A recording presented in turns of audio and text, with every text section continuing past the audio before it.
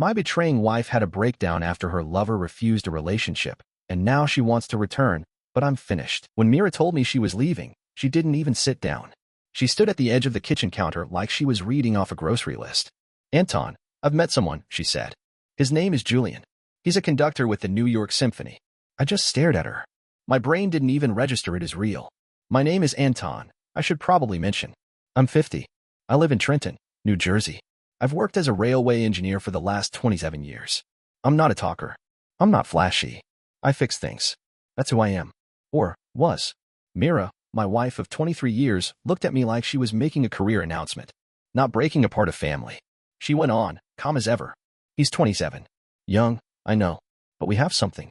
Something I haven't had in years. Then, like she was doing me a favor, she added, I didn't cheat. Not technically. I waited. She was serious. About Julian. About leaving. About moving into the future, her words, not mine. And with Millie almost 18, she said, this feels like the right time to start the next chapter. That was the line that broke me. I blinked at her. What? She tilted her head, like I wasn't getting it. You'll still have the house. I'll be nearby. But I need to choose myself for once. I remember standing up. My knees were shaking, and I gripped the table edge without realizing it. We've been married 23 years, I said. We have 3 children. Lena, Aaron, Millie. You're their mother. I know. And I'll still be their mother. But they're grown now. They'll understand. Understand? My chest felt like someone had slammed a steel door into it. I begged. I won't lie about that. I stood there and asked her not to go. Told her Julian was a fantasy. That we could fix whatever had broken. That I loved her. That I needed her. She put her hand on my arm. Anton, please don't make this harder than it already is. You'll be okay. That's when I realized she'd rehearsed this. Maybe not out loud, but in her head. Every phrase was packaged. Gentle tone. Calming gestures. As if she was leaving a job, not a marriage. I'm not okay, I whispered. I could barely get the words out. She nodded, like that confirmed her theory. I think with time, you'll see this is for the best. I don't know how long we stood there. Maybe 30 minutes. Me unraveling. Her standing still, like stone. At some point, I fell to my knees. It shames me to say it, but I cried. Hard. She didn't flinch. She said, I'll give you space. I'll just go for now. And something snapped. I stood up. My tears still on my face. But my voice didn't shake anymore. No. You'll leave now. Tonight. For good. Her eyes flicked. Just for a moment. Anton. You packed a future. Go live in it. She stared at me, maybe waiting for me to change my mind. But I didn't. She walked out. No suitcase. Just her coat and her phone. And I stood at the door as she left. Hands trembling. Staring at the driveway until her taillights disappeared. Then I shut the door. And stood in a house that suddenly didn't feel like home anymore. That night, I didn't go to bed. I ended up sitting on the living room floor, right next to the coffee table. It was stupid. I didn't even bring a blanket or turn on the TV. I just sat there, staring at nothing. My back against the couch, my arms wrapped around my knees like a child. I must have cried for hours. Real, body-shaking sobs that came out of nowhere. I'd go quiet for a bit, thinking maybe I was done, and then it would just hit me again. The image of Myra's face. Her calm voice. That stupid phrase, it's the right time. I couldn't shut it off. At some point, I must have passed out. Not from sleep, just exhaustion. My head against the base of the couch, still in my work clothes, shoes and all. When I opened my eyes again, it was morning.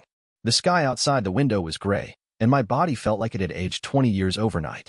Dad? I turned my head slowly. Millie stood in the doorway in her pajamas, holding her phone in one hand, her hair messy from sleep. Her voice was soft but scared. She stepped forward, her eyes scanning the room like something might be broken. Then she saw me, crumpled on the floor, eyes red, face blotchy, and her whole body stilled. Dad, she said again, but this time it was a question. I tried to speak, but nothing came out. She walked over and knelt beside me, the way a child does when they're checking on a wounded animal. Gently, carefully. What happened? She whispered. I don't know how I managed it, but the words came out raw and cracked. Your mother's gone. Her face didn't register it at first. She tilted her head slightly. Gone where? I shook my head. She left. She left us. She just stared at me. Frozen. Like her brain refused to accept it. I don't remember how long we sat there, just the two of us on that carpeted floor. She didn't cry right away. She just leaned her head on my shoulder and sat there, breathing shallowly. Then, without saying a word, she pulled out her phone and called Lena. Come home, she said. Now. Next was Aaron. Something happened. You need to come home today. By that afternoon, they were both there. Lena rushed in first, suitcase still zipped halfway, face pale. Aaron came an hour later, his face tight with confusion and rage. No one knew exactly what to do, so we just stayed close, like survivors in a bombed-out building. And then Yerrick arrived. He didn't ask questions. Just hugged me, hard and long, and said, "I got you." By evening, he had claimed the guest room and was already unloading groceries. He made dinner, something with rice and eggs, and we all ate in silence. No one said Myra's name. But for the first time in hours, I didn't feel like I was drowning alone. They were here, and for now, that was enough. The house filled up fast. Not with noise exactly, but with presence. You could feel it.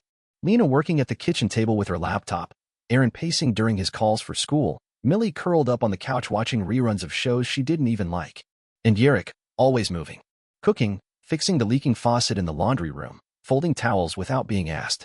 It felt like the house was bracing itself, like all of us were holding our breath, waiting to see if Mira would come back. But she didn't. Not a word. Not a text. It was as if she had vanished off the face of the earth. I started waking up early. Not because I wanted to, because I couldn't sleep past 5. I'd sit in the kitchen drinking bitter coffee, watching the sun creep across the tile floor, trying to think. But the only thing that ever came into my head was, what now?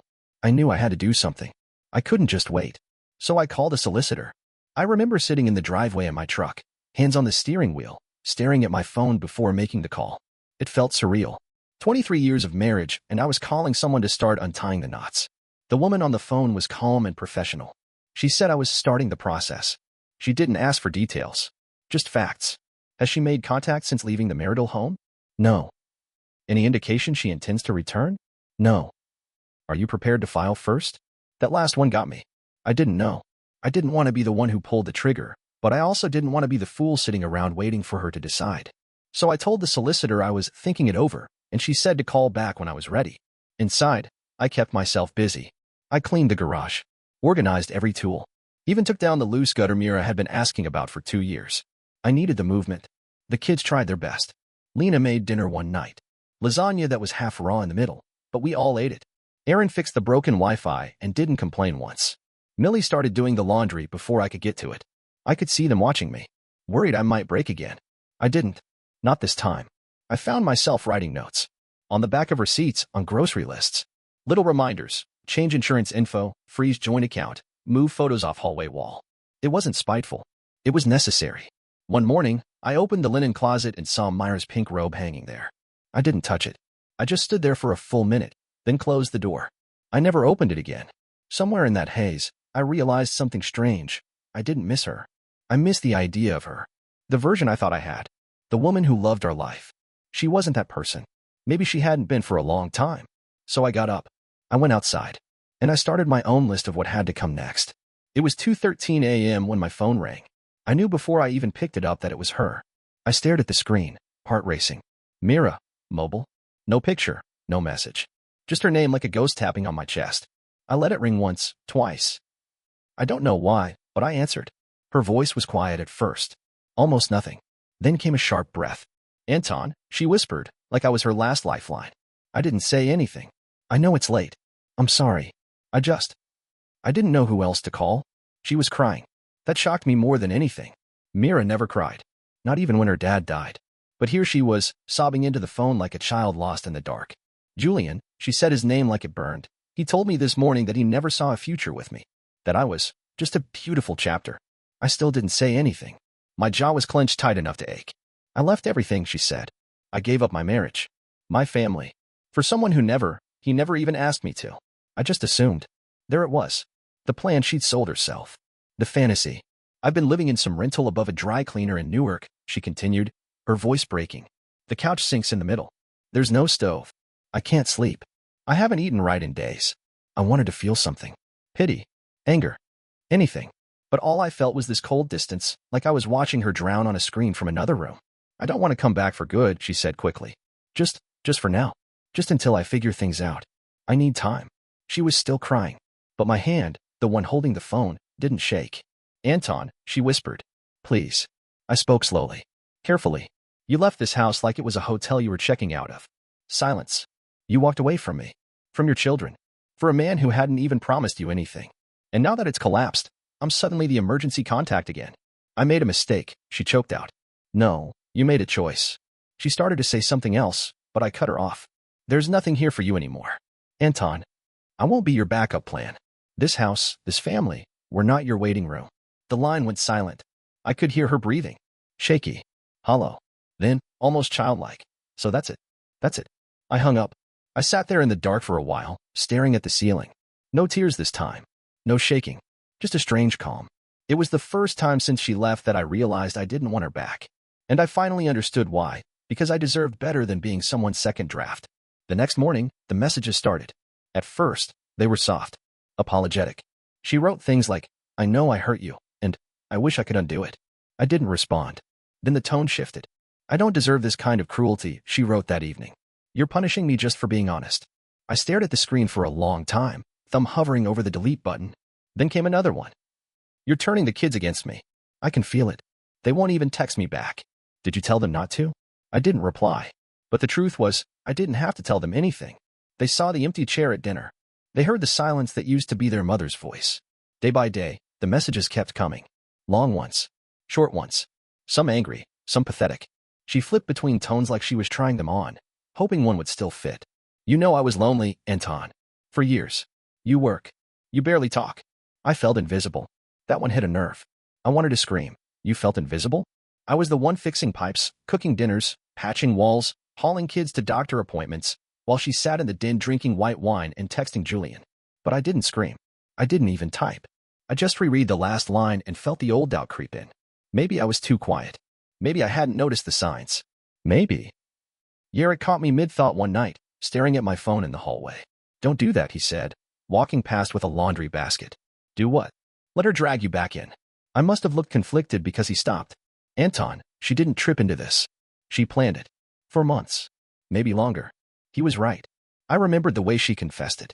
Not with guilt, but with strategy. That night, I found a subreddit Lena had mentioned once about surviving narcissistic partners. It was full of strangers, writing like they'd lived in my house. I bookmarked it. The next day, I bought a spiral notebook from the drugstore. Nothing fancy. Just something cheap with blue lines and a red margin. I wrote the date on the first page. Then one sentence. Today she said I was cruel. Yesterday she said I was nothing without her. I'm writing it down so I don't forget which version she wants me to believe. I kept writing. A few lines every day. Not for her. For me. Because if she was going to rewrite the story, I'd make sure I still had the original. By the second week, the house had a rhythm again. Yarrick and I split the chores without talking about it. He took the kitchen. He could actually cook. I handled the laundry, the trash, the lawn. I never thought folding clothes could feel calming, but I started to enjoy it. I put on an audiobook, let the voices fill the silence. It made the work feel lighter. The mornings were quiet.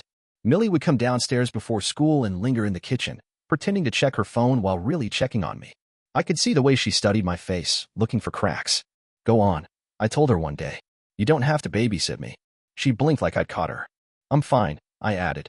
"Promise." That night, I found her bedroom light off early, a quiet sign she'd finally believed me. Lena went back to her apartment in Philadelphia the next week. She hugged me tight at the door, the kind where she held on a few seconds longer than usual. She didn't say much, just, "I'm proud of you, Dad." Aaron left the next day for Rutgers. I drove him to the station. Halfway there, he cleared his throat and said, "I hated what she did." "I know. I don't think I can forgive her. Not for a while." "I'm not asking you to." He nodded, and we didn't say much else. But before he got on the train, he turned around and gave me a quick hug. The kind that was more real for being awkward. With them gone, the house felt emptier again, but not in a painful way. Just quiet. Every Saturday morning, Yarrick and I started going out for breakfast. Nothing fancy. Just eggs and hash browns at a diner near the station. We talked about normal things. Trains, weather, his annoying neighbor who kept borrowing his ladder and never bringing it back. Not once did we talk about Mira. And that was the best part. The nights got easier. I'd sit in the living room with a cup of tea, feet up, flipping through the mail. I stopped waiting for her name to appear on a letter or my phone. That expectation had finally died out. One night, I caught myself humming while folding a basket of towels. Some old tune from the radio. And I smiled. It wasn't much. Just a flicker. But it was real. I didn't have peace yet. Not fully. But for the first time in a long while, I could see where it might begin. By mid-March, it became clear Mira wasn't going to file for divorce. She hadn't said anything directly. Still no calls, no letters. But I could read the silence like a blueprint. She wanted to keep the door open. Keep me as a fallback. Somewhere in her mind, I was still her just in case. But I was done being someone's contingency plan. I called the solicitor again and said I was ready. She asked the usual follow-up questions, and by the end of the week, The paperwork was filed. Mira was served at work. I didn't plan it to be dramatic, just efficient. But apparently, it hit her like a bullet. Because 5 minutes after the courier confirmed delivery, the texts started pouring in. Really?